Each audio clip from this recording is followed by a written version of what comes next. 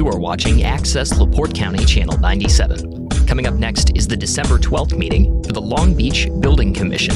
You can find more information for this meeting by visiting www.accesslaportecounty.org. Okay, we will call the regularly scheduled Long Beach Building Commission meeting to order for December 12th, 2025 at 1:03. First order of business is roll call. Honor. Yes. Pete. Yeah. Is Neil on, is Neil online? Okay. Bob Lemay. Here. Ellen. Here. Anita. Present. Joy. Here. Larry here. Carter, I expect him to be here. Next order of business is the approval of the minutes from the previous meeting, which would be the November regular meeting. So moved. I'll second. Second. Joy. All those in favor, aye. Aye. Opposed, same. Opposed, I always say same sign. I guess I should say nay, huh? Okay, so we're good there. Commissioners report.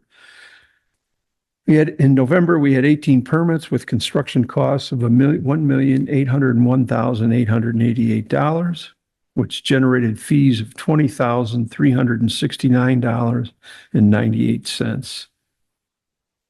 The rest of that is pretty much standard stuff. An old business, we have, I'm sorry, are there any questions on the commissioner's report? Being none, we'll move on to old business. MS4, there's really nothing to report. I met with Reggie Wednesday, and she may be making some changes in her employment status, and I told her that we had decided earlier in the year that we were going to just work with her on an hourly basis. Our annual report, which is due annually, we have until April 1st. So I expect, and what I had during the conversation, I said, well, I expect that you're going to have that decision made by the end of the year, early January, so that we can set her up so that we would pay her for her time to work with Tom and I on making sure that that report gets done. Next up, the coastal resiliency groups. There's really not much to report on that. I did have this week, it's really not the coastal resiliency group, but it is through Joe Exel at the DNR. And Joe asked if we would participate in the Army Corps of Engineers study of the lakefronts. And he said that they would look at our stops from 13 to 31. And I'm going to meet with him either next Wednesday or the first week in January. And there's a questionnaire that the Army Corps has sent out. We'll fill it out. He asked me this morning if we could only pick one stop, which one would we want to have them look at? And he mentioned that we have already applied for a grant for Stop 14 for handicap access. Joy, I think you were involved with that. When we got denied. So I'm wondering if we can only pick one stop for them to evaluate, what stop do we want? Do we want that one? Or do we want one of the stops where we continually have erosion problems and high water? If you guys want to talk about that, or you could just tell me, I don't know that it's a public decision. Is Chris on here? Yeah, this isn't for a grant. This is to study the erosion and the history of it. I'm on, Larry. Who's that? I don't think there's anything to study at stop 15, really. So I would pick a stop that has some erosion problem. And so I agree with you, Joy, and everybody else feels, but I would, well, if the Army Corps has sent out a questionnaire, and What stop did she, oh, no, Joy just said that we had a grant before the Lake Michigan Coastal Grant Program for Stop 14 to have handicap and public access. So Joe said, do you want to look at that stop? And I said, I'd ask, but I would think in agreement with Joy that we would want to pick one of the stops in the higher numbers that we consistently have erosion problems with. And I just would like some input from you guys to what stop that is, you guys think is a problem. I agree, it should be down there. Stop 29 always has a lot. Anybody else? I think be the ones that houses are threatened, and I think the higher numbers, and 29 is one that comes to mind.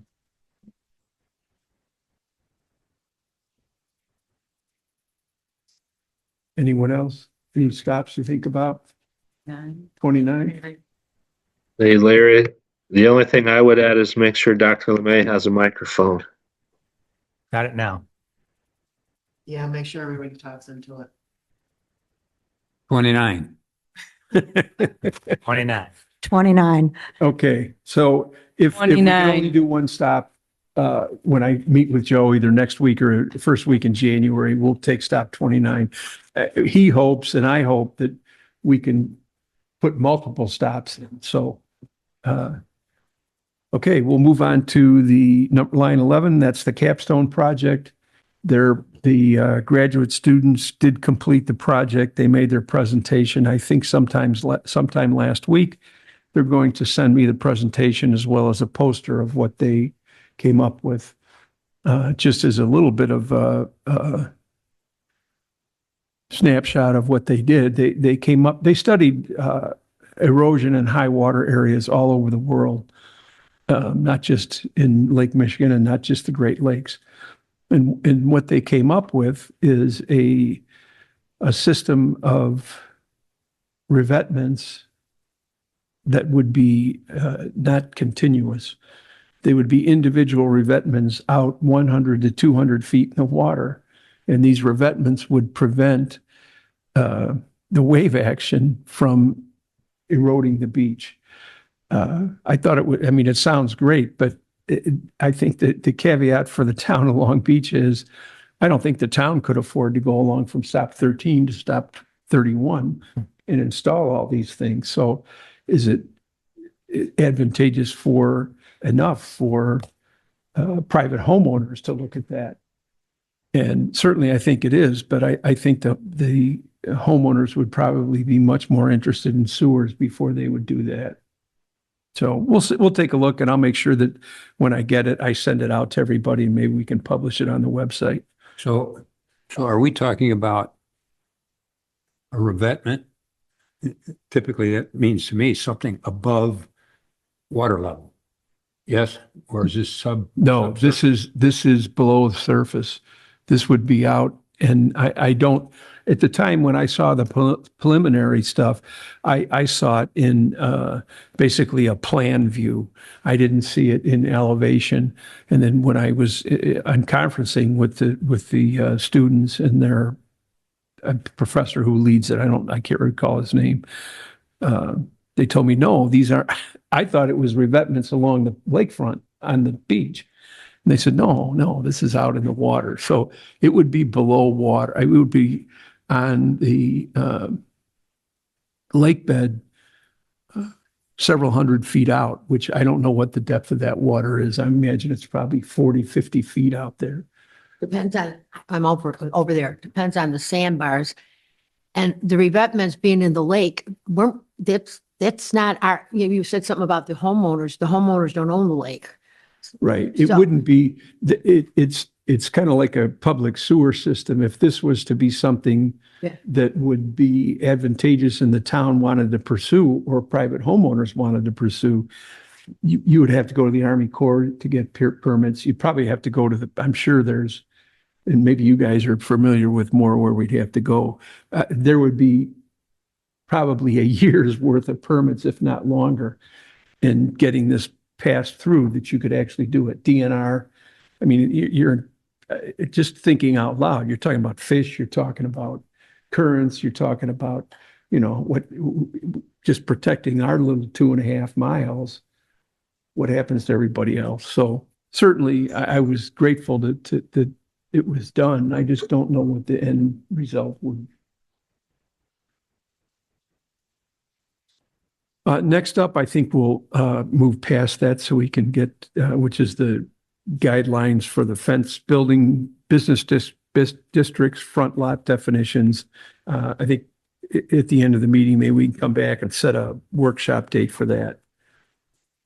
Next is line item 13, permit number 319, Grand Mirror. I'm assuming that's what Anthony's here about. If at the last meeting, Jeremy was here, and I can't remember the other individual that was here. So there were a couple of determinations made. One is that they needed a SWIP, which is a stormwater pollution prevention plan. They are working on that. They had contacted Honor, and Honor forwarded their email to me about they were having some issues with uploading some information. So we haven't seen that yet. And but that is in the works. The next thing up, everybody is familiar with. Pete had sent out a synopsis of our ordinances as well as some thoughts on it. I included a copy with the minutes. And the question is, number one, so it's on 3 lots, just to refresh everybody's memory, on the peninsula just east of the Honey Bear Farms home. And their proposal was, or the permit application is for a guest house with a basketball court building attached to it that is 108 foot 10 by 68 foot wide. Pete, I don't know if you want to go through your information. Everybody got a chance to read it? Yes. Okay. So basically, number one, the application is for a guest house. A guest house is not a primary building. It's not a single family dwelling. On that basis alone, it's not approvable. In addition, the commonly applied, although our ordinance defines accessory as attached, as I indicated, several other references in the ordinance talk about attached or detached. And additional references talk about what, in law, for example, what does it mean to be an accessory structure? And commonly applied things are like it's subordinate to the main structure. It is incidental to the main structure. It basically is not the dominant structure on the property. There are several ordinances which talk about exactly what it defines more clearly what incidental to is, what the subordinate structures are. We have a clear definition of what acceptable structures are on a lot. And all of them really are smaller than the original building or the so-called primary building. So the issue once again becomes with the ordinances and with ordinances in general is that we can't. We constantly run into situations where the ordinance and an ordinance does not cover specifically the topic, the item that comes before us. And this is one of those that basically says, another example would be, what's the construction of a new home? What does a new home mean? You know, if you knock one down and you put it up, but you leave a foundation. So at some point in time, you have to look at what is something that applies or comports with the rest of the community. Single family homes, of modest size. Some on Lakeside are more than modest, but in general, they're modest size homes. The construction of a large basketball court dominates the property. It's just not appropriate. It doesn't meet with the general definition of what is a single family home or a single family property mean. And as I said before, this is labeled as a guest house. I'll let you wonder what that means in terms of having a basketball court attached to it. What else could it be used for? But that, that's not stated. So in general, what I laid out were the ordinances that we have that I think are applied. If you have applied to this, if you think there are more, then you should identify those. And then in general, identifying in law by asking the internet, AI, how is accessories handled in law? And it basically says that accessories are subordinate structures incidental to the main structure. And I contend that the main structure that's being built or requested on this is the basketball court. And if anything is incidental, it's the house or the small property at 1,200, 1,300 square foot compared to I don't know, what is it, 4,000 square foot basketball court. So that's my opinion. And as I will just say again, that we can't have ordinances which chapter and verse apply to every possible situation. At some point in time, you have to say, does this make sense for this community? Is this something that has been done before? The answer is no. I'll leave it at that. Any questions? I looked that over pretty carefully this morning.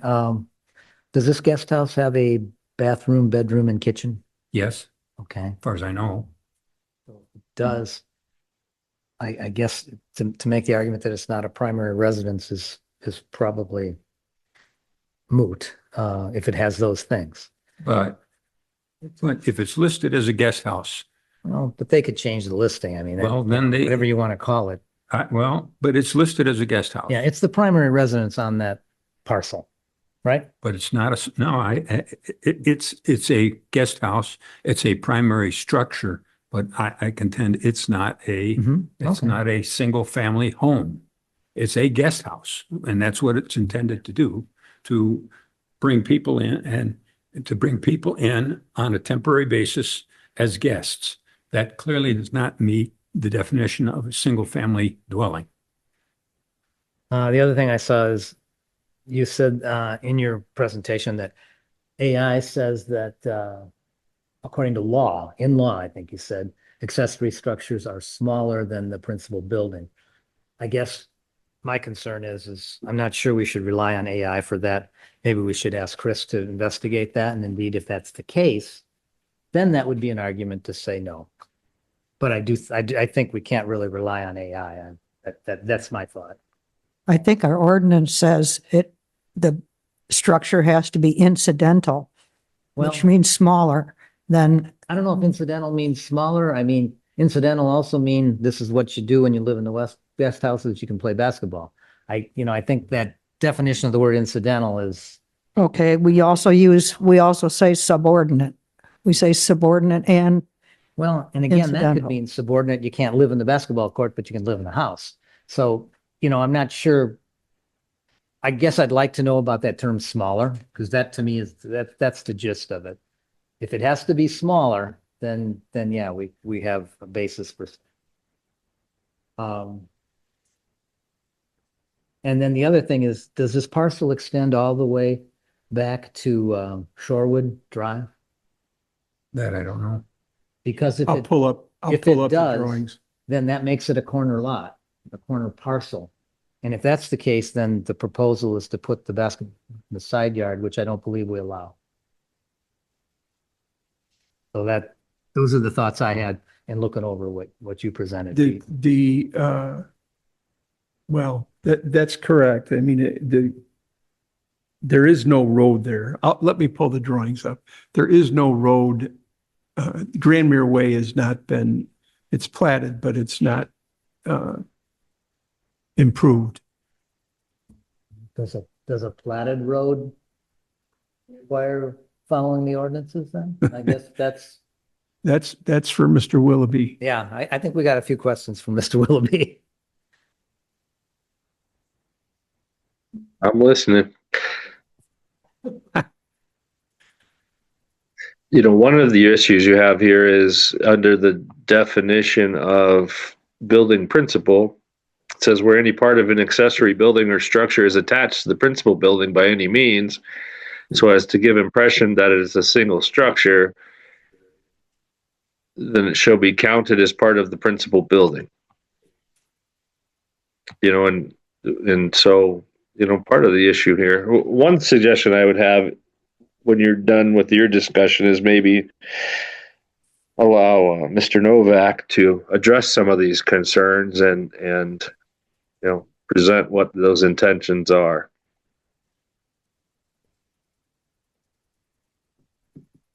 Any comments or discussion about Pete's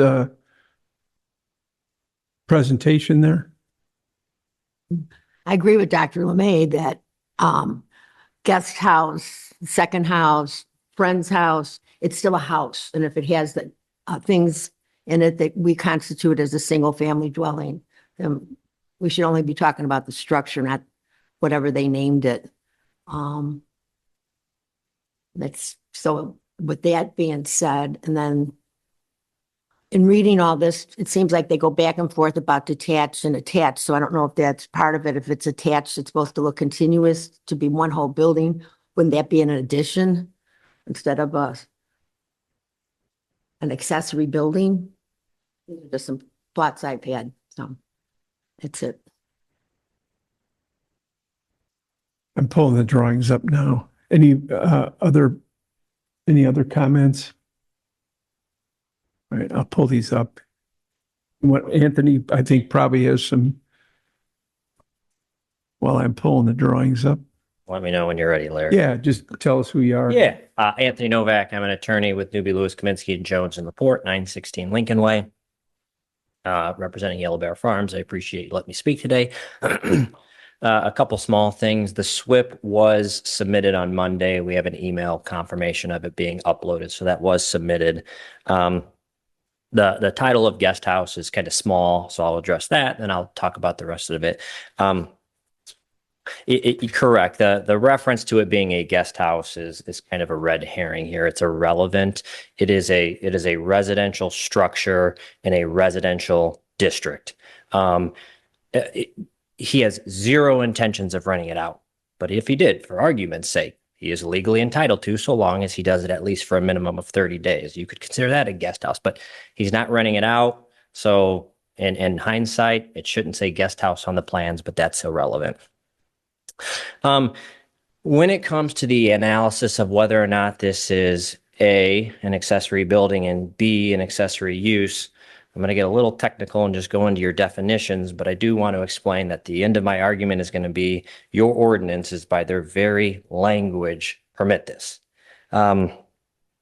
So specifically, accessory structure, I think your ordinance defines it as an accessory building, requires it to be detached. It is not detached, it's attached. So it is not an accessory structure. So I think really the real analysis here then is kind of going to Pete's point in one of the ordinances on whether or not is it an accessory use. So to figure out whether or not it's an accessory use, you have to look at the relevant code sections. But for something to be an accessory use, it must be subordinate. And as Chris indicated earlier, if you go through all of the definitions, when it talks about a principal building, the definitions indicate, and it's kind of worded strangely, but it says where any part of an accessory building or structure is attached to a principal building by any means, so as to give the impression that the building is a single structure, then it will be part of the principal building. And then if you further look at your ordinances, it indicates that if something is attached to the principal building, It is not an accessory structure. It is not an accessory use.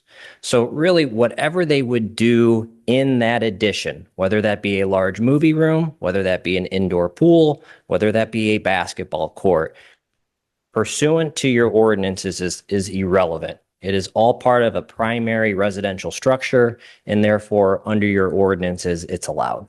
I can certainly go through all the definitions, but for the sake of time, I won't. That's the sole crux of my analysis. Okay. Definition of primary use, the principal predominant use of the real estate. What would be the principal predominant use of this real estate? Is a basketball court? No, I think you'd have to again look back at the definitions of the ordinances. No, principal predominant use of real estate. That's pretty clear. What is the principal predominant use? The largest structure. If I put a barn on it and I attached that to the house by a breezeway, and what would be the principal use? So if I could, It's the largest structure on the property. I would respectfully disagree. Okay. So if I could, That's all right. You said your point. And then that says the primary use building is a building including any other building attached by any means, such as by a roof or anything. So here we're talking about the primary use building. What's the primary use building? so by the ordinances, primary use building is defined as follows. A building, including any other building attached by any means in which the primary use of the zoning is conducted. For single-family residential uses, it is the main dwelling. One primary use building is permitted per zoning lot, and all others shall be accessory use to it. So by your own ordinances, if it is residential, and if there is a house, that will always be the primary use. I don't agree. The principal use is the basketball court. That's the And I respectfully disagree that your ordinance is It's okay. explicit. Okay. Gotta remember we're not in court. Oh, no, I understood, Larry. Okay. Um, Well, What about the other references in the talk about attached or detached structure being defined as accessories? Again, by the very ordinances, for it to be an accessory structure, it must be detached. It is attached. What about the other ordinances that talk about detached or attached? Which ordinances are you speaking about? I noted them in here.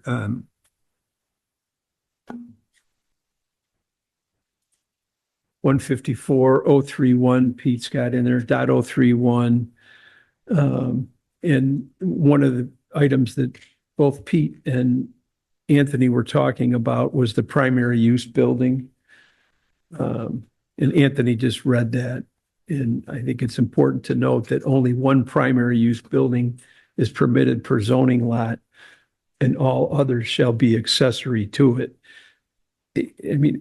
And this comes to what I think Chris had said, Pete has said, Anthony, I don't know, you may have referred to it too. A lot of our ordinances have some degree of duplication. Some of them are conflicting with each other. And when you read this primary use definition here, the primary use building, if we're saying the primary use building is the house, then by this definition, the basketball court is an accessory to it. If we're saying that the primary use building is the basketball court, then the house is an accessory to it by that particular definition there. So, I think that helps us, at least in my mind. You got to decide what is the primary, and then whatever building after that. There's two buildings here. So what's the primary, and the other one is an accessory? I think that helps us decide where that is. And as far as deciding what the primary is, I don't know. And the other references, as Joy brought up, things of incidental and subordinate to. The basketball court is not incidental to, it's the primary structure. It's not subordinate to, it's the primary structure. When you have conflicts in the ordinances, my opinion is that you have to apply some common sense to these things. And that's my point at all. I agree with the the definition causes some confusion about an accessory structure, but there are other references in here and other meanings that extend the definition of accessory structure. And the basketball court is not an accessory structure to a home. It is the primary use building on the lot. And if we don't hold to something like that, I don't know where we would stop. That somebody wants to do anything that's, as long as it's attached by any structure, it now passes muster. And clearly, this has extenuating circumstances. Larry, if I may. Sure.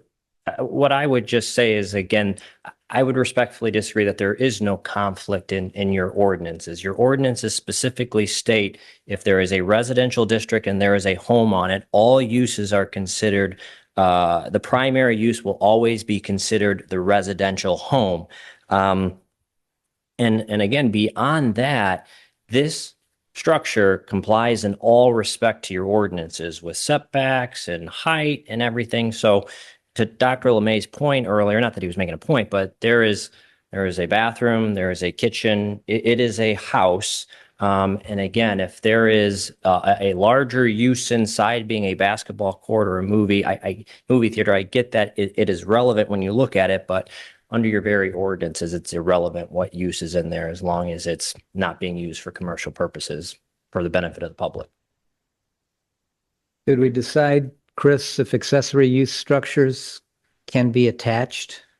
Because I think some places in the ordinances, it says they can be attached.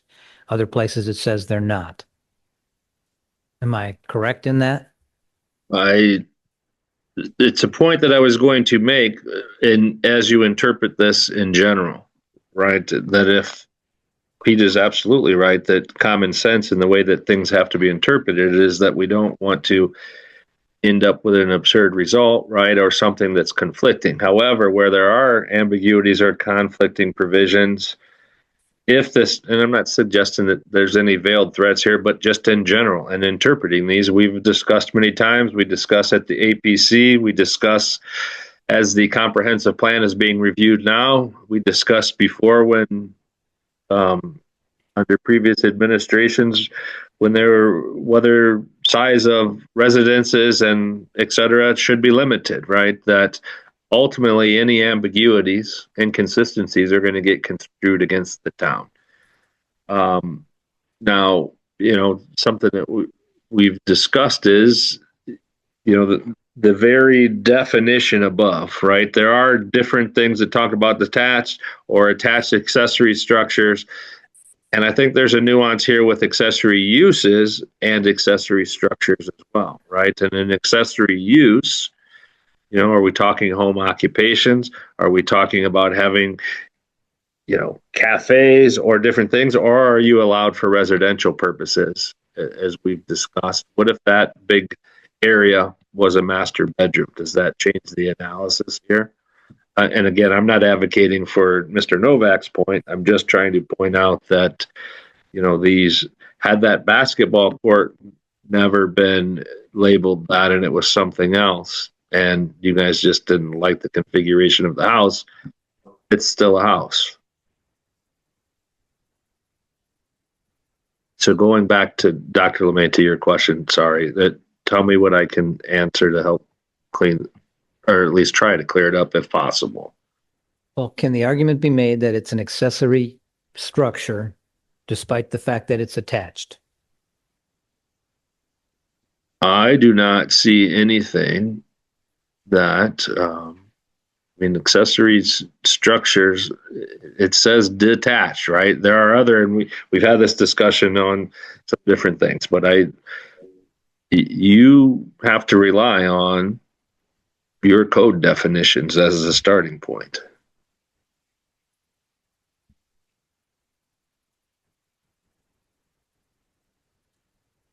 And so you would say that it's not an accessory structure because it's attached?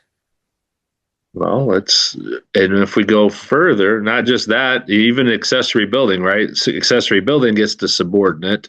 Accessory use is something that's additional. If they wanted to have a commercial basketball court, But when I read earlier the definition, and sorry, I'm going through Pete's summary here to find that definition of the principal building. I think you have to rely on that as your starting point, right? The fact that it's attached and part of, the principal building, that's what I was looking at, right? Where any part of an accessory, so let's assume that it did fall into accessory building or structure. When it's attached to the principal, then it's considered part of the principal building, right? Under that definition of building principal.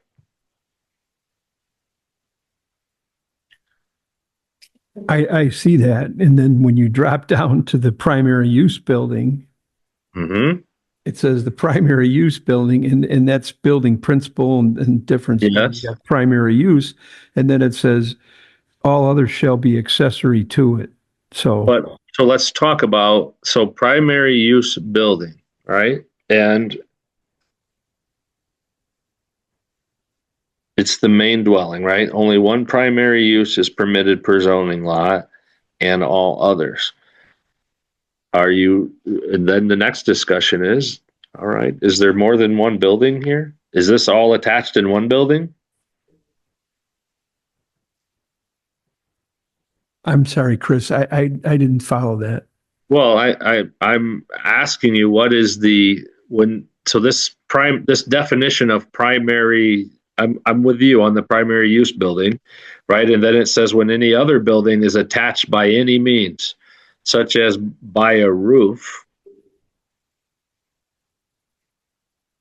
What is the building here? Is it one building? Is it multiple buildings? Is that ultimately going to the garage? So, I mean, what's this connected by again? I guess, yeah, I understand that. And, Yeah.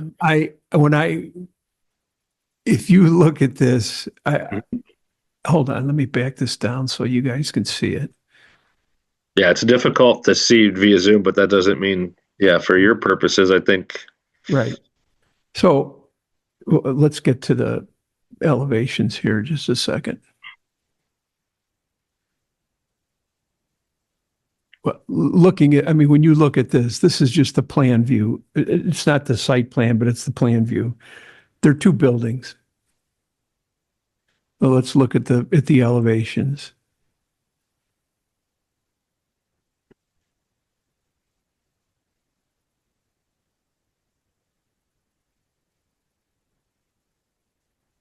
Maybe they're up top.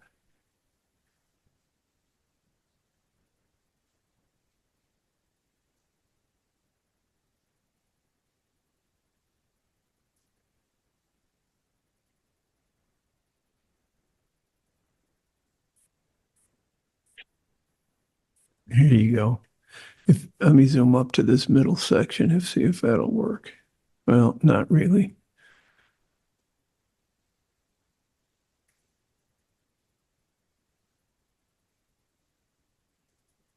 So these are the side elevations of each side. One's east, one's west. And I'll call them east and west. I don't know what they're called in the drawing. I can't see that far. Yeah, they're actually called east and west. Bottom is west, the top is east. They're two buildings. I mean, this is me talking. This isn't rules or anything. It's two buildings. The construction of the buildings is completely different. The basketball court is a pole barn type construction, which I can show you. And the primary house is, let's see if I can get down here. So, I mean, we can dance around a lot of things. It's a basketball court, whether you want to call it an accessory building and the primary building. I read the primary use building as the house is the primary use building and all others shall be accessory to it. Or if you want to call the basketball court, I don't really care. One is an accessory somewhere in here. It's not. So Larry, I'm with you on that. So let's say that the house residential is primary use building and structure, right? But then when you go to principal, and it has by definition in there, building in which is conducted the main or principal use. So let's say that's residential and you could go opposite of that too, right? But then in that, where do you account for where any part of an accessory building is attached by any means, it shall be counted as part of the principal building. I'm not disagreeing with you, but Yeah, no, I'm trying to help reconcile. That's like, I'm What not I'm disagreeing saying with you either. Yep. what I'm saying is, except for the town garage, which I'm not even sure what that is, if that's residential zoned or commercial zoned. I'm not aware of any other pole barn that's 110 feet by 70 feet in our town. And when you look at construction, this residence here would be considered residential construction. This construction here would be considered a commercial building. It's like a pole barn. These are, you can see, these are the truss work, or there's footings. Hold on, let me get to it and I can show you. I mean, I guess, that some of these things are really for Anthony and Chris to talk about or argue about, whatever you want to debate. But the realities of it to me are, there's a house with a pole barn attached to it. Whether you consider it attached, an accessory or whatever, I'm just not sure that's what our town is about. Well, commercial buildings need to be approved, not by us, right? Those are approved downstate. Certain type of. Yeah, I was not talking about definition per se. I know. But I certain- think the argument could be made that it's in a residential area, it's being used for, they're not selling it or renting it out. I'm just talking about the type of construction of each building. This is built like a commercial building. It's not constructed like a residence. But even residences, principal buildings of a certain size need to be approved downstate. Is that true? Not really. I'd have to check, Pete. But so far, my experience has been, here's my tenure with the building commission, that residential structures do not have to be reviewed by the fire and building department in Indianapolis. I guess I would say as aesthetically displeasing. Yeah, I guess that's the word. As we find this, I'm finding it hard to say that it doesn't follow our ordinances. Even if it doesn't follow the comprehensive plan, I believe we have to follow the ordinances. And if this doesn't follow the comprehensive plan, then we need to change the ordinances. A number of years back, I tried to put a limit on how big buildings could be. The Advisory Plan Commission decided to not do that. So they made a conscious decision, stupid as it may have been, to not do this, to not add that ordinance. I don't see how we can deny it.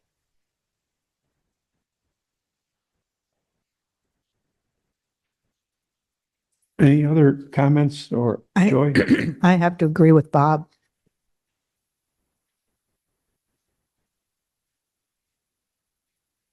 Anita? I have to say, I was on APC when Bob brought that up, and did think that our ordinances covered height and everything else. And so you don't think about a property this size being owned by one person and putting a pole barn on next to a house and a greenhouse and whatever else that we keep adding on to this property because it's so big. I don't know, Bob, that it would have withstood a size limitation because this property is so big. So I'm torn about it right now. So I'm thinking. Ellen? I think I agree with Bob. I think we should only look at it as a building, whatever is in that big pole barn is really none of our business. And they've done the setbacks, the heights. It does have a primary building and it's attached, so it becomes part of the primary building. So I have to agree with Bob, and I think we'd have to give them the permit. Okay. Well, I guess we've kind of talked about everything we need. Anthony, you have any? I have nothing further. Okay. Because the SWIP was brought in on Monday, it didn't make the cutoff. Plus it hasn't been reviewed. I haven't even seen, Anthony, do you know if you don't have to go back up there. Did it come back from the state? Is it stamped, you know? Well, Oh, I can't sure. hear you. What? That's all right. The architect is on, he would be able to answer specifically about. They can't hear anything you're saying. Okay, sorry. I'll be right back. If you don't mind for Zoom, Pete Isworski, who's the architect, he was involved or his office was involved in the SWIP. He can give you all the details you need on this. Pete, are you there? There you go. Yeah, I'm here. Can you hear me? Yeah, we can. Yep. So it was submitted. Since you are your own MS4, it doesn't go to the state until you've reviewed it. And then it goes with the notice of intent. That's when it gets filed. So let me see here. You have a certain number of days, I believe, to review it in your office, and then it moves on from there. Okay. Thanks, Anthony. Thanks, Pete. So the application isn't complete because we haven't reviewed the SWIP. It wasn't uploaded in time. So this is going to go till next month anyway, but I want to make sure that we don't, recover all the ground that we've already gone through. So I guess it would be a motion to table it till next month until we can make sure that the SWIP is what we need and have it in a timely manner, which they have told us. I haven't seen it, but I don't think they'd tell us it was in if it wasn't. I'll make the motion to table it until next month, but just waiting for the SWIP. Second. Bob, all those in favor? Aye. Opposed, nay? Okay. Thank you. Thanks, Pete. Okay, next up is line 14, permit number 330. I had it up, but it's gone now. I'll pull it back up.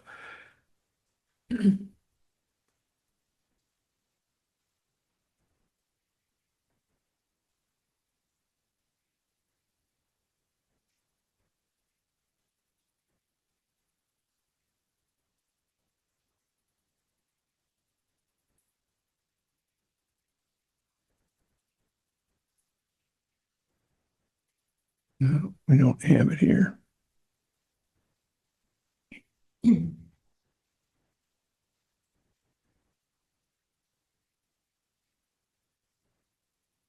I'm sorry, it's permit number 330.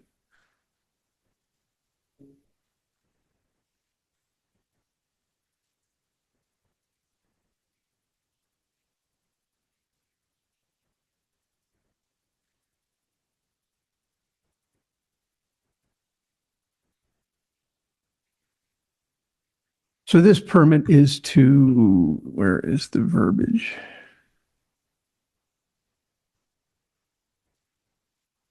Redoing existing patio, drive, seat wall.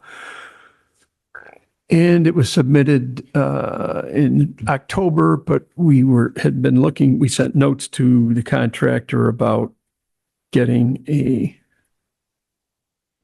site plan, which they finally turned in, which I'll bring up here.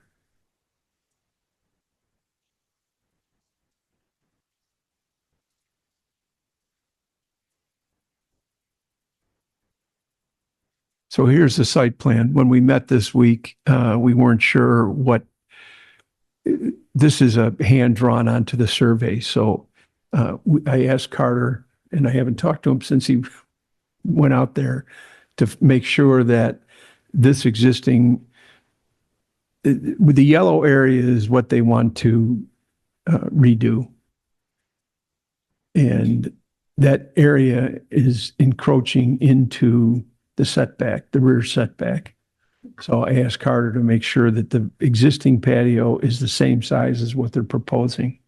So where they have the dotted line, Yes, that's what it is existing. And then everything above it that goes into the setbacks is, I think, what they want that's new. It says new right on the side here. yeah. Okay. So does that make sense to everybody? I Really, they sent you missed- some, emailed you some pictures. Okay. They I'll- misrepresented the fact that it's not getting bigger. It I, said, well, It's the circle is where the fire pit is, yeah, and everything towards the lakeside is what? is new. Well, they can't do that. I have some pictures I sent to Larry in his email, so. So basically what you're saying is they want to increase the encroachment on the setback. Yeah, that Yeah. Oh, I make a motion to deny the permit. Second.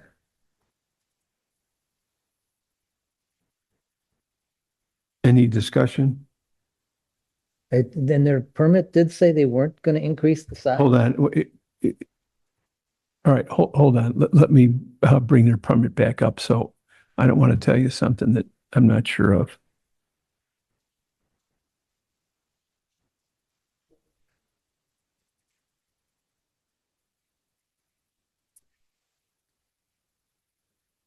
It says project description, redoing existing patio, drive, seat, wall. I guess that's kind of a big detail to leave out.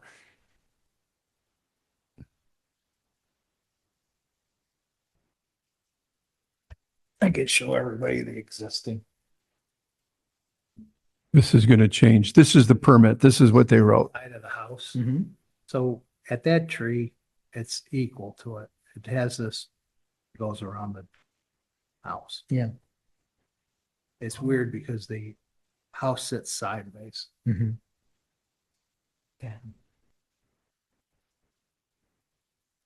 So Carter, if you walk up and point on the screen, that way everybody can see it all together. I can bring your pictures up too. While you guys are talking about that. But no matter how the house is oriented, there's a front and a back. Here it squares off.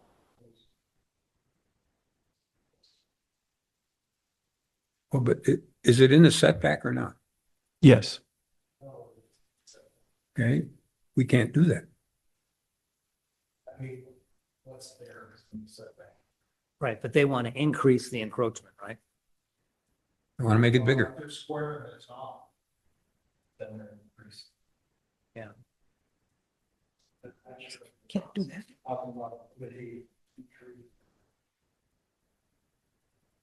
So here is what Carter's talking about. This is existing. There's a fire pit. There's a brick patio around here. Let's get another picture up here and see what we have.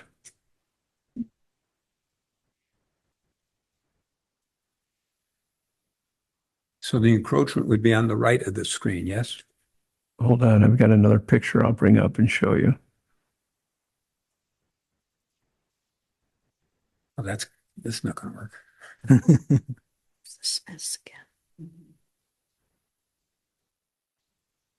Okay, so the existing patio is here. There's the fire pit with the chairs around it. This is all just grass here. So from their drawing, they want to take where this patio is, they want to extend it to the north and then have it go across the whole back of the house to the driveway. Let's see if there's another picture. So yes, they want to build a patio, everything east. Well, let's say this side of the pots is proposed to be new.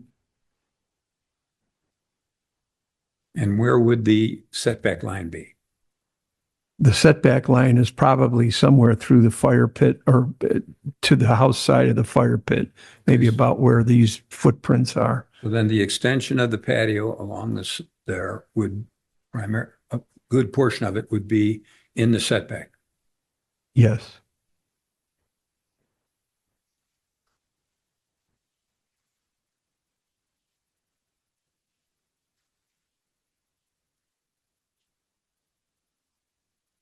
think there's a motion, a second, right? Okay, I just wanted to show you what we're talking about. Okay, so we have a motion on the floor to deny the permit, seconded by Pete. Any other discussion? All those in favor, aye. Opposed, nay.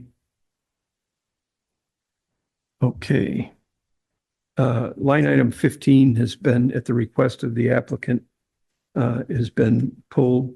So has line item 16 at the request of the applicant has been pulled. Next up is line item 17, which is permit number 357. Let me clear my screen here.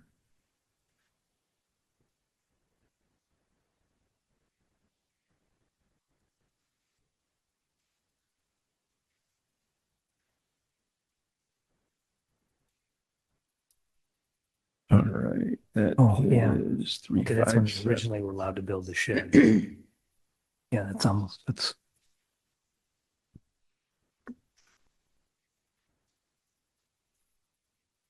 So this permit is for demolition of an existing shed, removal of 3 trees, some excavation into the existing building location approximately 3 or 4 feet, construction of a new garage with storage space above per the plans. I'll bring up the drawings.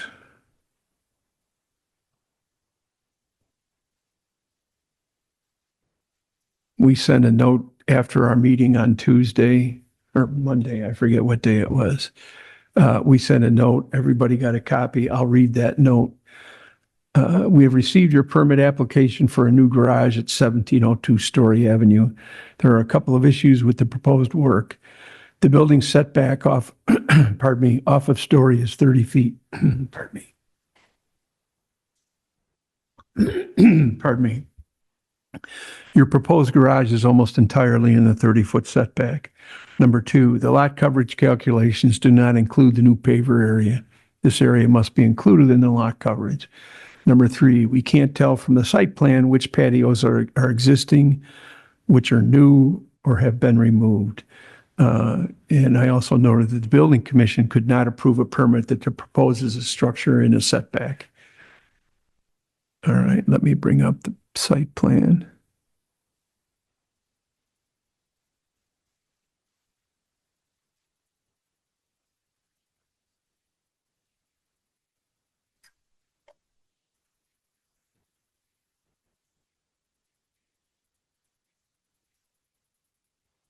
I think it even falls into the rear setback. It probably does. Yeah. So here is the existing house. There's a deck here. There's a driveway. Ellen, you're going to have to figure out and help me how to get this cursor bigger, but we should do it before the meeting.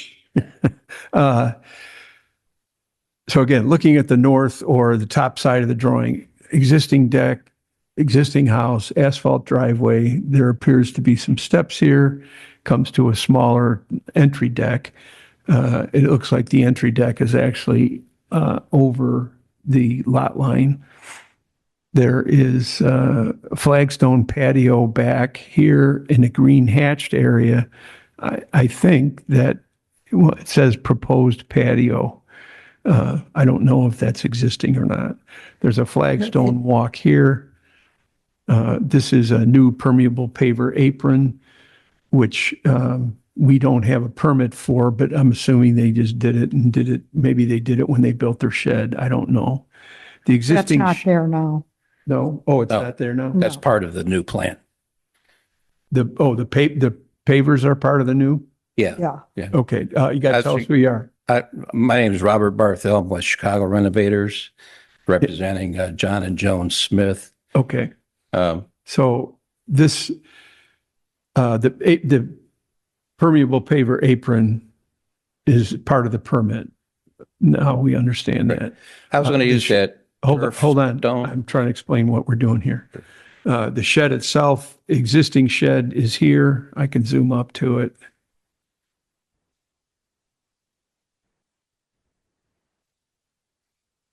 So the existing shed is the reddish brown color. And the new garage is this black outline here. We can see where the word story is, that's the street. This black line, the edge of the pavement is here, but this black line is the lot line. So on Story Avenue, there is a 30-foot setback. It's not dimensioned here how far from the lot line the old shed is and the proposed east line of the new garage. But I'm going to say it's probably anywhere from 3 to 5 feet. So that puts the 26-foot of the garage almost entirely, except for 1 foot, in the Story Avenue setback. And it's so steep back there. I mean, that's my property that butts up against the back, the whole back. It's so steep. When they did that proposed, this survey is from 2006. So when they did that proposed patio back there, at first they started with pounding in those Sheet pile? sheet piling. It nearly took my house down. And I don't know how they would hold back the dune for this garage. The pilings were for the shed? Pardon me? The pilings were for the shed? No, they were for a proposed Pilings were for back here. right? patio on another area. I don't think the shed was ever permitted. The pilings are in this area, right? Yes. So that'd bring in consideration the steep slope ordinance and all the. It would. I think the first hurdle is, number one, it's in the setback. Second hurdle is the coverage as to where we actually are on the coverage. It's hard to tell from the survey. And as Joy has mentioned that, some things are here, some things aren't. Also notable is permeable pavers count as coverage. They're not. So you'd have to include those. I think I mentioned that in the note. I have another, I talked to Chris about this briefly this week. And if you'll bear with me here, I marked up a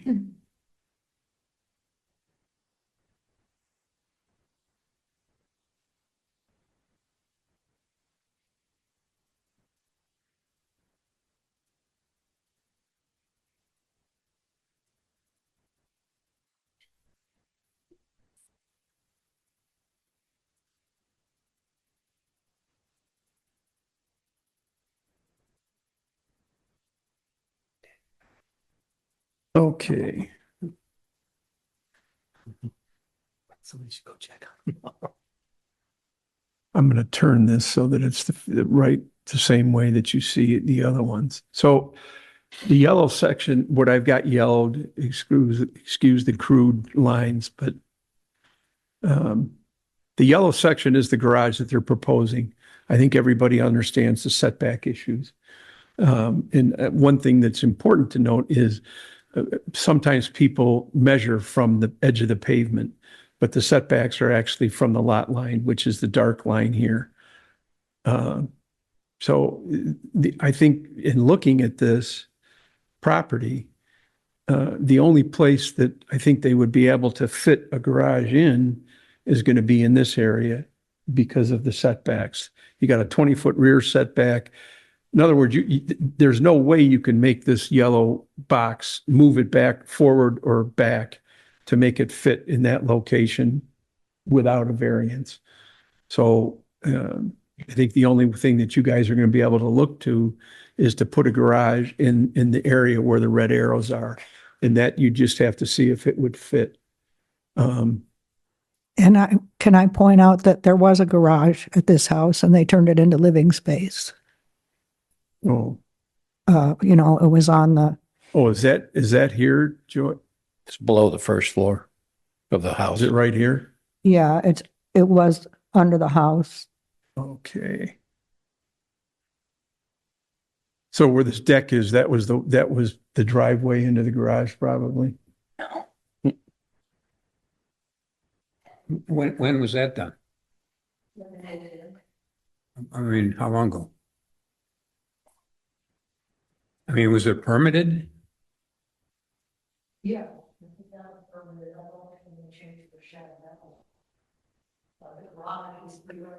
Oh, okay.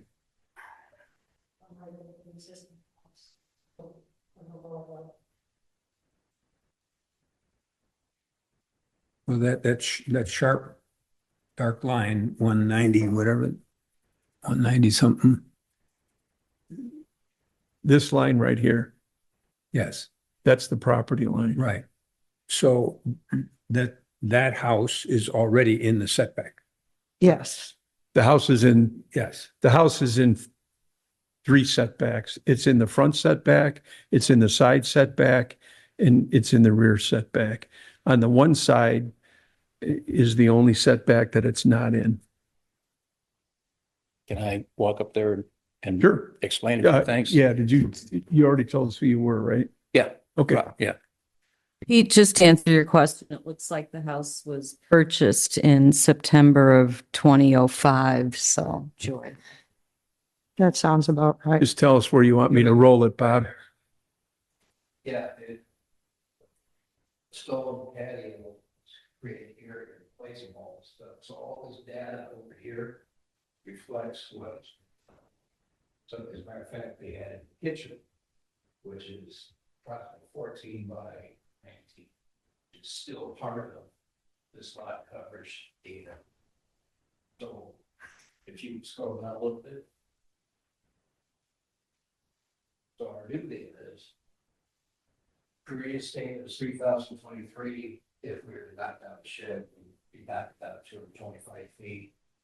If we go to add garage, we get a net gain of 369 square feet, which gives us a new total of 3,382, and which is still only 30%. But I didn't count that driveway up here. Sure. And it's only the driveway that's on the lot, not the Yeah. part that's in the right of way. But I noticed here, it's only 190 square feet for the asphalt for the previous existing house, which I assume is only this part right here, because I measured this.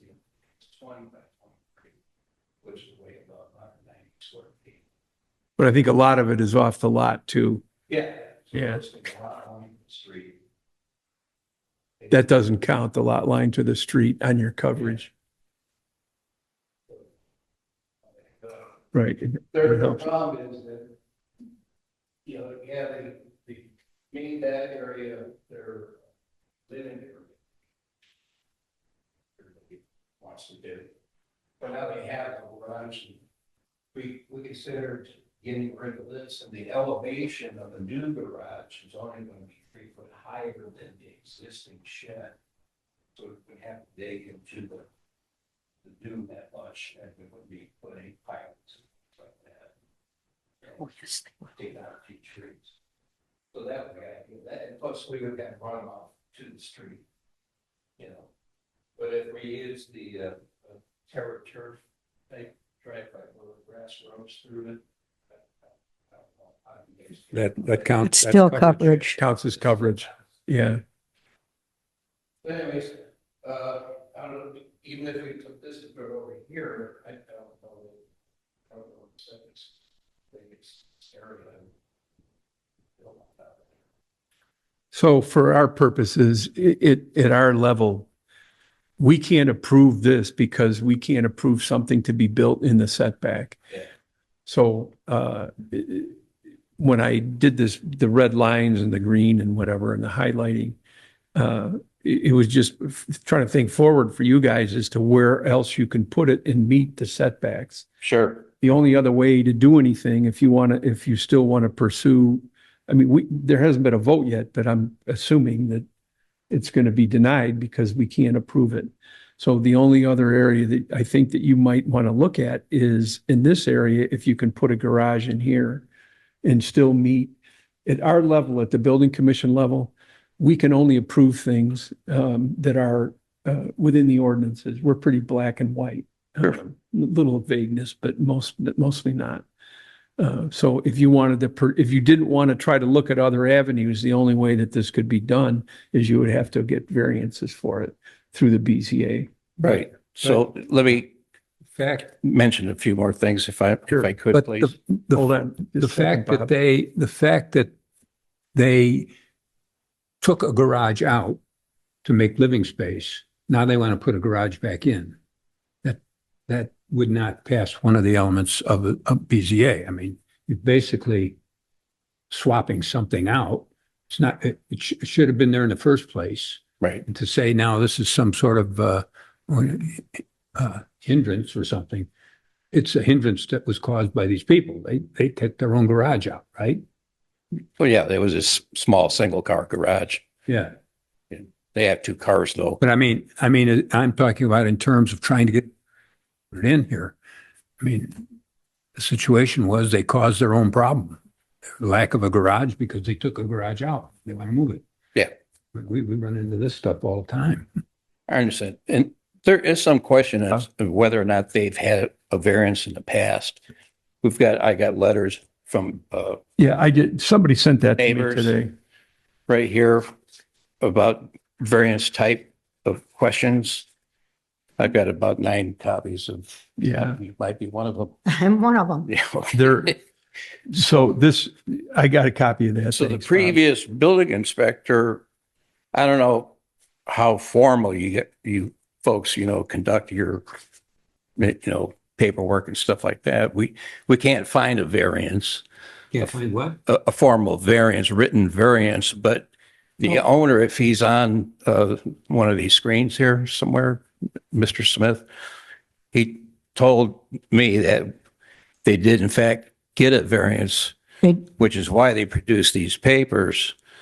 And for the shed part on the existing shed, for the lean-to on the existing shed. I will say they did not get a variance. Paul Fithian, Hold on, guys. when Paul Fithian was the building commissioner, he had them ask all the residents to sign a paper for the lean-to that they were putting on the back of the shed. So the shed was already there, which I don't believe was permitted, but all of the neighbors said, okay, you can put a lean-to there. That's what he's talking about there. Yeah. So Yeah, Honor sent out to everybody today copies of that, which I have a hard copy here.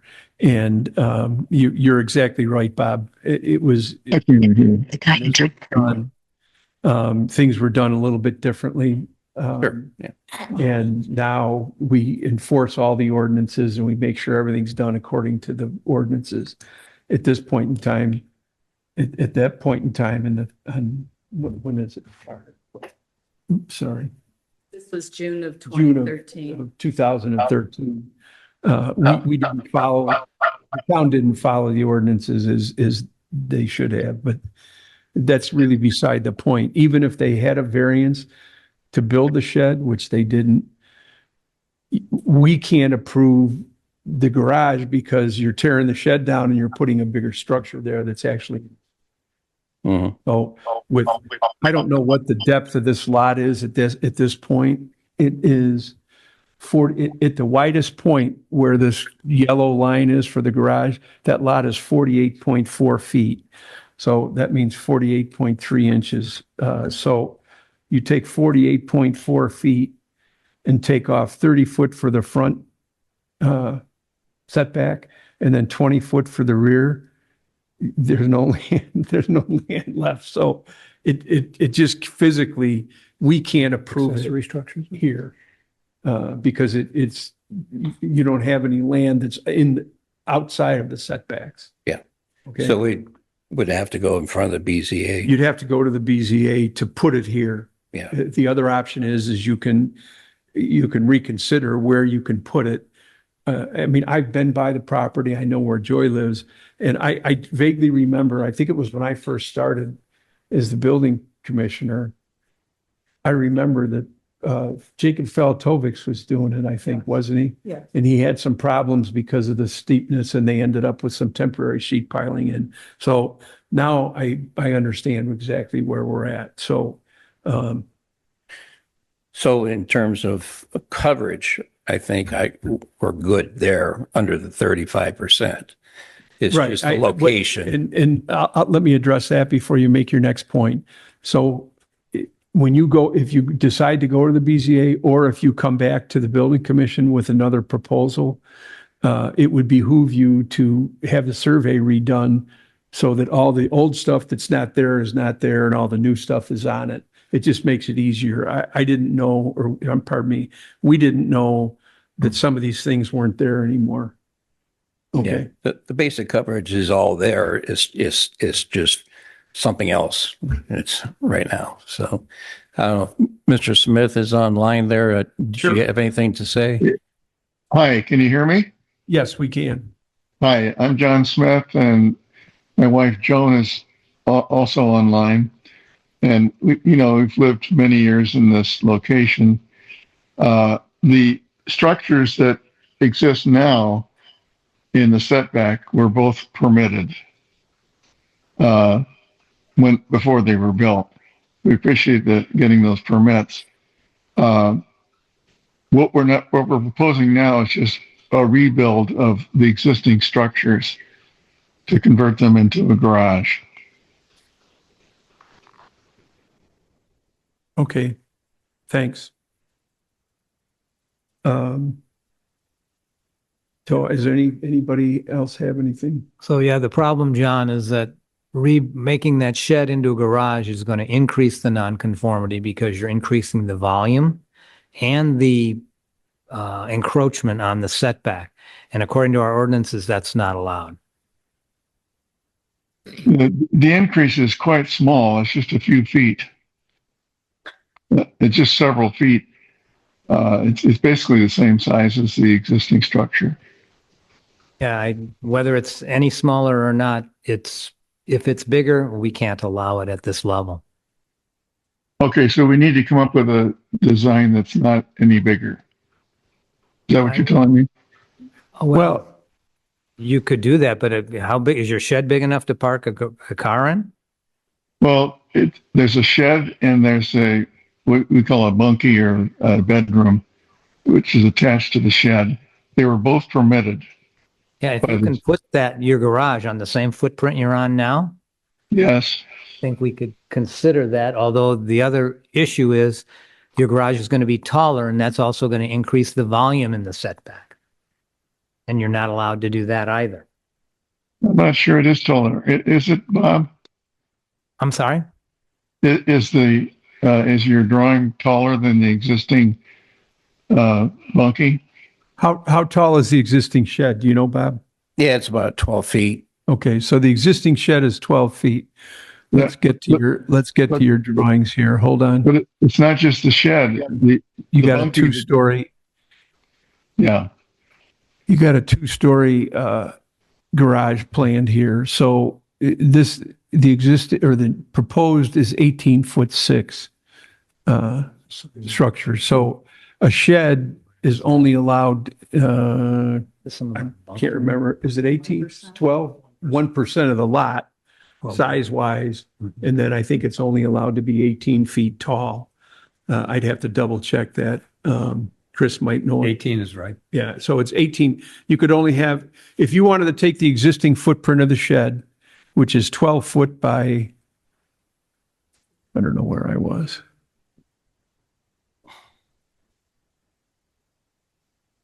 Can I interrupt just for a second? We're talking about restructuring not just the shed, but the bunkie, both of which were permitted and both of which exist. Right, but if it's a lean-to right now. It's not a lean-to. It's not a lean. No, it's not a lean-to. That's what it says on the permit. On the permit, part of that shed, the entire footprint that we looked at here is part of it's a lean-to, but the total square footage is 225. That's the footprint. The shed has electricity in it. It's living space. The shed is not just a shed. Well, there's no water in it. There's no heat, vent, nothing like that. It's electricity. Oh, yeah, electricity, yeah. So what'd you say the existing is? Existing is 225. 225. Yeah. All right, so what you're proposing is, To add 624, which would right, be so that is 624, and that's what Dr. LeMay was alluding to. at our level, we cannot approve an increase in the setback. It's, and I guess I understand that the discussion is that you're converting part of this existing shed, but we can't approve it at this level unless you wanted to say, we're going to take the existing walls of the shed and we're going to rebuild the shed in the same spot. Right. The shed, when it was built, regardless of whether it was permitted or not, is non-compliant. And as we discussed in 2013, to be honest, this was illegal in 2013, and it wasn't built according to the ordinances. But our ordinances now, because it was built before this period, we would allow that to be rebuilt, but it cannot be expanded. Gotcha. Okay. Anybody else? You want a motion on this? I would make a motion to deny. Anita, second? Second. Pete? Bob? Any other discussion? All those in favor? Aye. Aye. Aye. Opposed, same sign, or nay, I'm sorry. Okay. So I think the best thing is you guys, have to go back to the drawing board and figure out if you can fit it somewhere. And it would have to be so that you've met the setback, Right. okay? Okay. And the coverage, that if you're going to do it, you should have a survey that's accurate. Even if you go to the BZA, I think they're going to want, Bob sits on the BZA, but I would assume that they're going to want an accurate survey. So you should have one done. Okay. Okay? All right. Thanks, you. Bob. Thank you. Okay.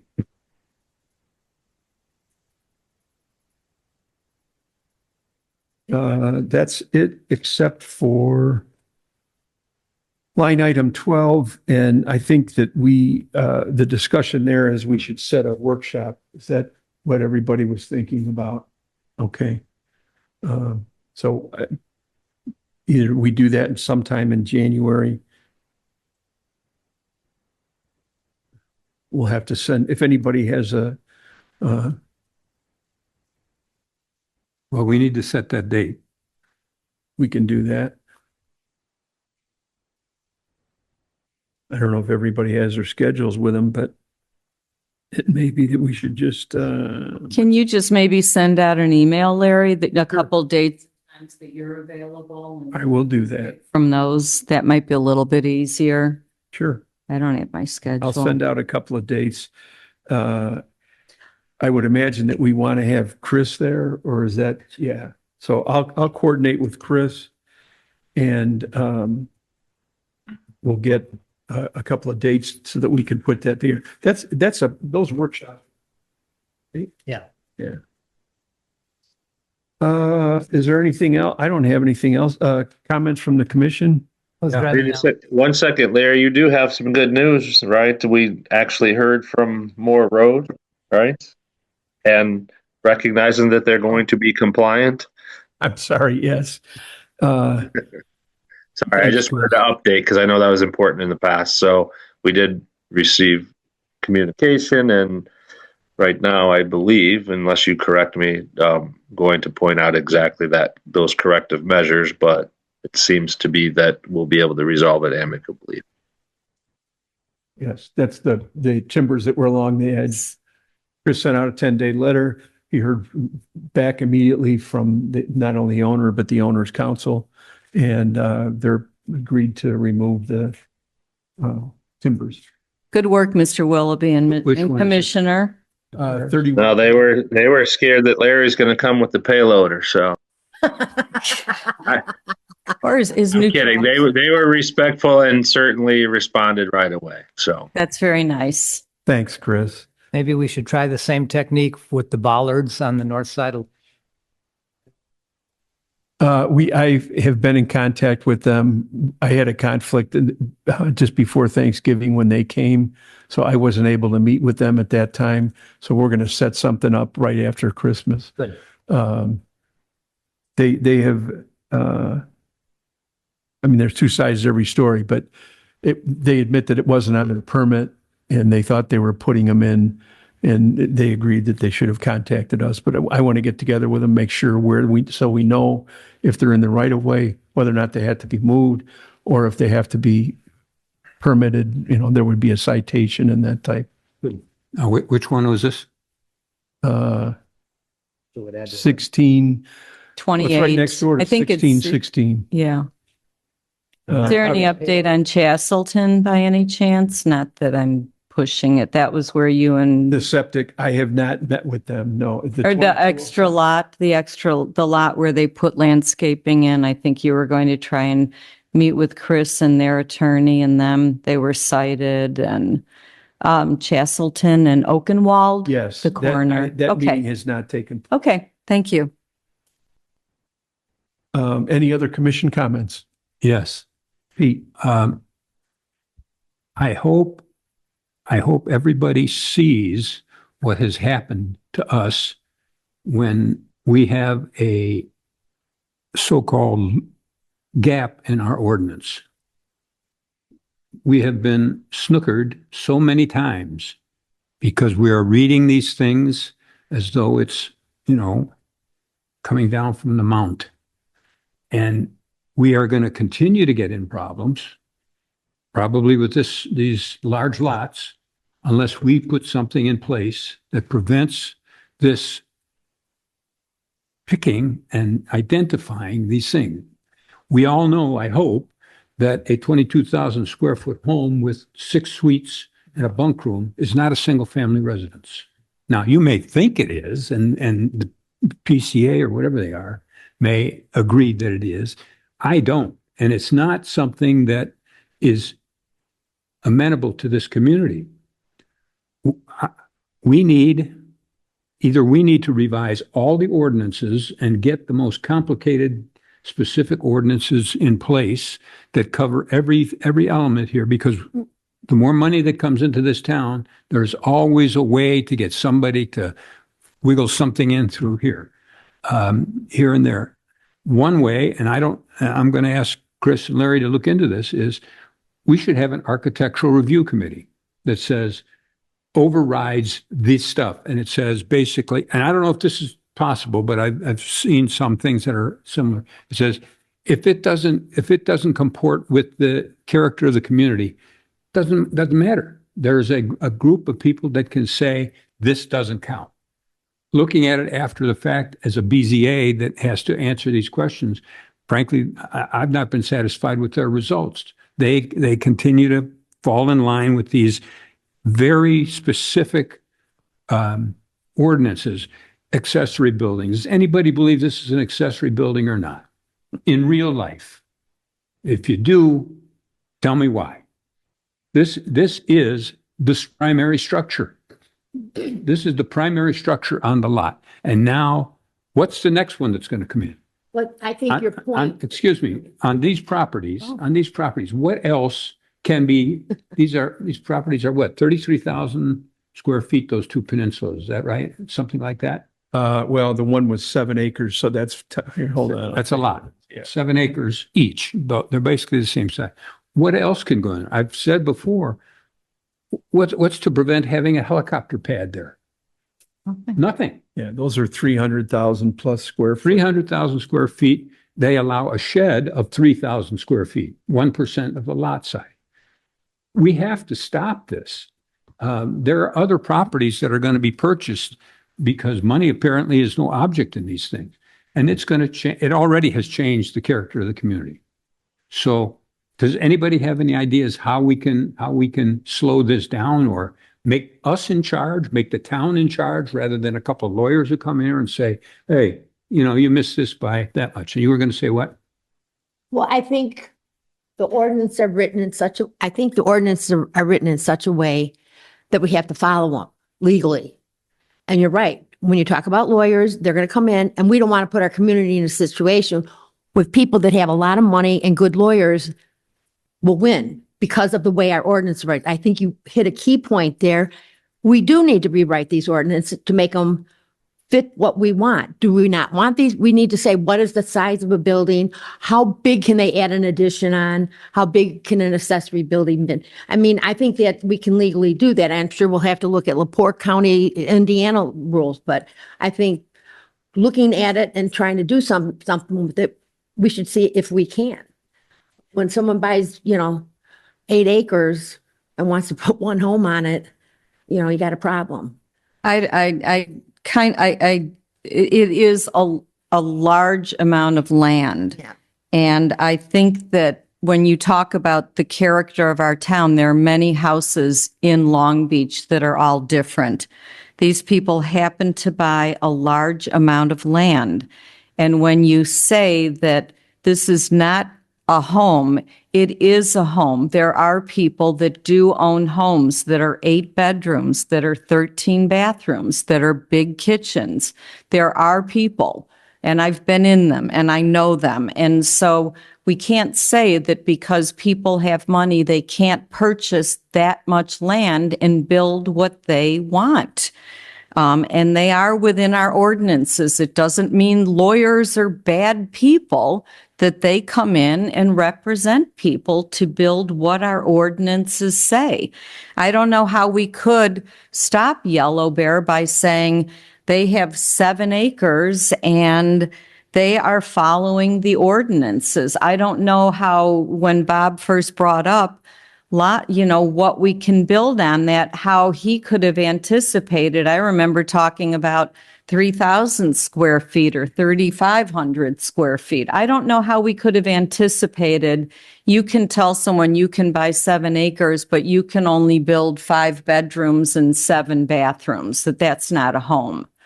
I mean, if that's your family, that's your family. And I don't know that it's smack dab in the middle of Long Beach. So I'm not sure how this particular one would have been stopped. I appreciate our ordinances for what they are. Do we then, rather than APC, how do we start going through? And I look at Larry too. How do we start going through every single ordinance? Or with Chris, how do we go through every ordinance to say, what do we want to stop? And how do we stop it? Well, Anita, to Bob's point about earlier, and then what Pete's discussion, Joy, everybody, Ellen, there's a lot of different ways to control what is built in your town. We work in Beverly Shores, and in Beverly Shores, they have limits. I mean, you could buy 20 acres in Beverly Shores and you can only put up X. And, I think that's what Pete is asking or talking about. It's not so much, the property at Yellow Bear Farms is exactly what you said, what people have said. We didn't have anything to stop that. I think a lot of people would have liked to, but the legality or the legal things are, yes, we had to approve it, and we did. And I think Pete's point is, and I feel the same way, I don't want to live, if somebody buys 4 lots across the street from me, do I want to look at a 110 by 68 foot building that's a pole barn? That ruins my property value.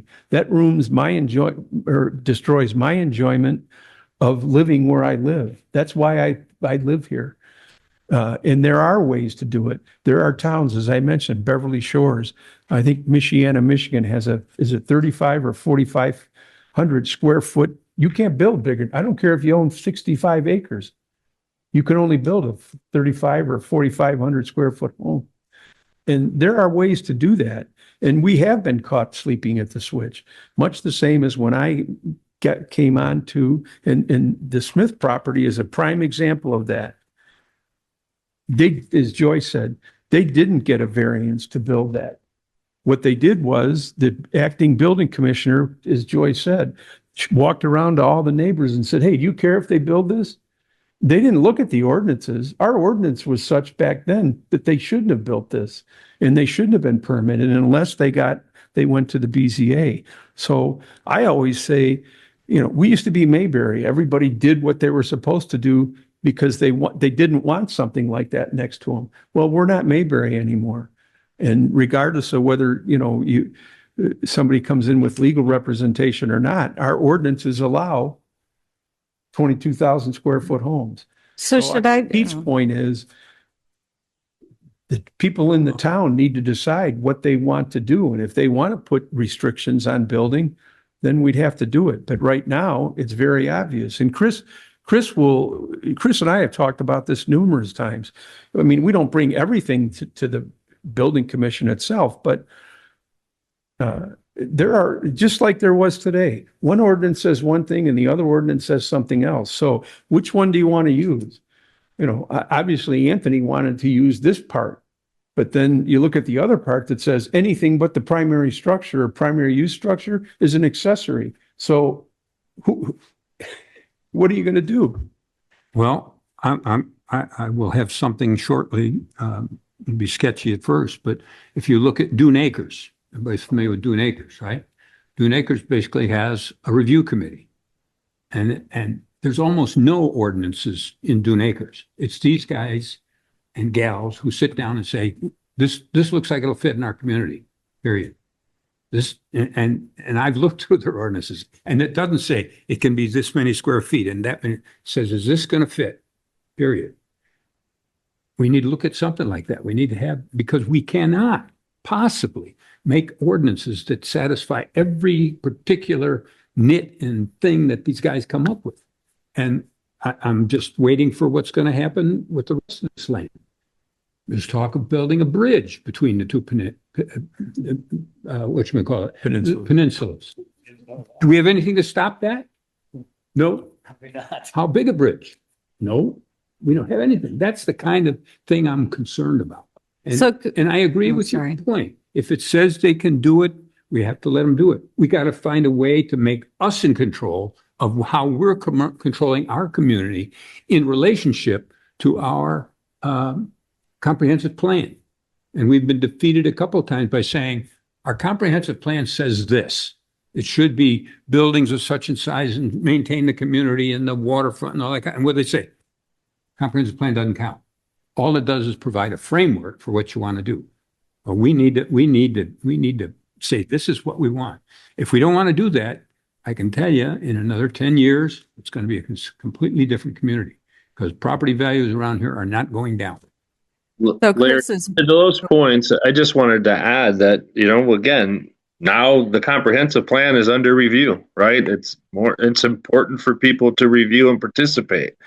I also want to point out that this matter was considered on 2 different occasions by the Plan Commission under previous administrations, and those decision makers decided they did not, and they did discuss. And I don't want to point out, people can look back at the meetings that they decided they would rely on the zoning ordinances, and that height and setbacks were sufficient. And so if that's not the case, Pete and all of you are exactly right. You have to decide as a community what you want it to be, because otherwise, Yellow Bear is what people thought it could be, right? Pete specifically saw this coming. Dr. LeMay talked. It's not that anybody else didn't, but I just remember those vivid examples of if you don't have something in place. I think the counter to that is, to those that might not like what's there, is the decision makers and those tasked with making those decisions decided it was okay. Well, ultimately, it is the council that decides. Decides what? The Advisory Plan Commission is no more than advisory, period. And I get it, but we've had situations where, a particular situation on the matter of seawalls on the lakefront, who could build them, how they could build them. The council overrode what the Advisory Plan Commission recommended. You're not wrong on that. That's right. But I think the previous administrations deferred and to see if the APC wanted to take it up. And I could be wrong on this, but ultimately there was not a majority of the council that wanted to address it. But you're right, Pete. Ultimately the council could dictate to the APC, if we want you to look at this, or initiate a change. And ultimately, the council is absolutely the one who gets to legislate what the rules are. Yes. One of the things that happened with, pardon me, the two peninsulas we're talking about, the peninsula that the 20,000 plus square foot home was built on was never platted. It was, at one point in time, it was a wetland. So the developers didn't want to plat it because you couldn't build on it. That changed downstate, but there's nothing we can do about that. When you look at the Grand Mirror Peninsula, which is the one that the house is on now, the owners came to the town council. I don't know when, Joy or Anita might remember, and they wanted to not abandon. Chris can tell me the right term. The street. Vacate the street. So the council said no. Now, had the council vacated that street, no, they didn't. But what would have happened is then you had a large landmass. Now, anything that's done on that second peninsula has to conform to setbacks and what have you. But the original one it wasn't platted. So it was a 7-acre parcel. Well, and Larry, some of what you're pointing out also, it's not attacking anybody previous or anybody. But part of what happened here, right, is the town, previous administrations didn't hold developer to the standards of things that should have been done or finished either, right? So the town, you've had this question over the years and previous people buying some of those parcels on tax sale or wanting to develop and in an ideal world, the town would have been handed properly paved roads on all of those. Right. That's true. And that goes hand in glove with what we're talking about on subdivided lots. People are taking parcels, and I asked Chris, we've talked about this a little bit, and I think all of us have talked about it.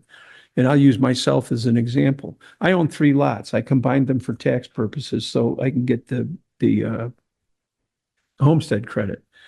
But according to our ordinances, each one of those lots is a buildable parcel. You would be hard pressed, but what's happening is people are selling off those lots as buildable lots to other people. And what they're doing, which is against our ordinances, is creating non-conforming properties. You cannot sell off a property and create a non-conforming property either on the one you keep or the one you sell. There are 2 properties in particular that in my tenure here have been brought up to me. One at Stop 17 on Lakeshore Drive, probably 5 times. We want to sell off the lot on the houses on Waldemore, which is only a 2-house street. And they want to keep their house in Waldemore and sell off the lakefront section because it's worth a lot of money.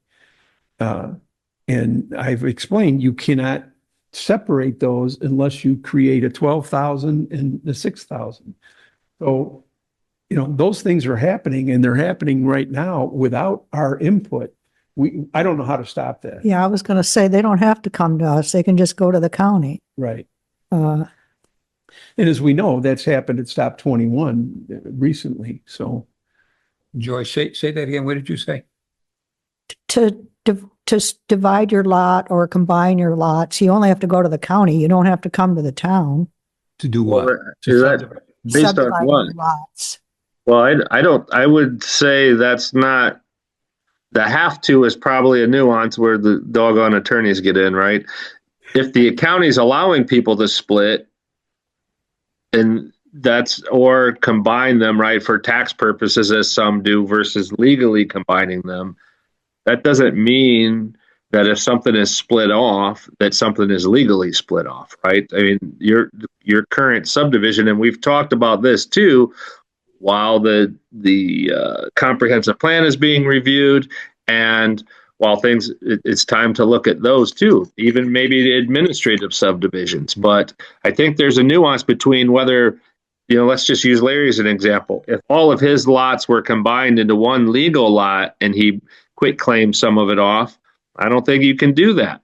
If you have property of which you've improved and you have 3 separate lots that have never been legally combined, that's a different matter, right? And that's where you guys have to, and which is why at least the previous, 2-3 administrations, anybody who has tries to come in because people hedge, right? What they say is, oh, we have these multiple lots, but they don't take the next step. And you guys have been very good about saying we want these not just combined for tax purposes, we want these legally combined into one lot, because then that affects how they break them off or split them.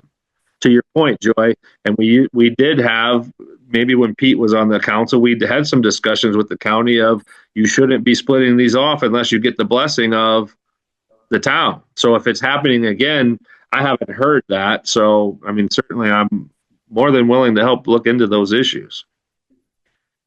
Hey, look, here's a potential solution to what you're talking about. And I don't know if this is fully thought out.